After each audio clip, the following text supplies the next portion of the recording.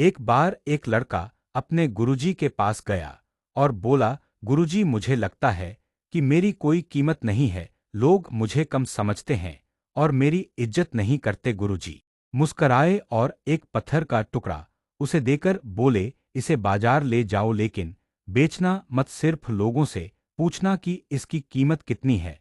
लड़का सबसे पहले एक सब्जी वाले के पास गया, उसने कहा, इसे 10 रुपये में ले लूंगा, यह कागज दबाने के काम आएगा। फिर वह एक दुकानदार के पास गया, उसने कहा, यह तो साधारण पत्थर है, किसी काम का नहीं।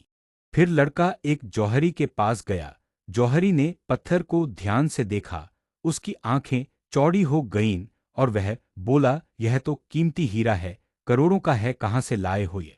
सुनकर लड़का हैरान रह गया और दौड़ता हुआ गुरुजी के पास पहुंचा और सारी बात बताई।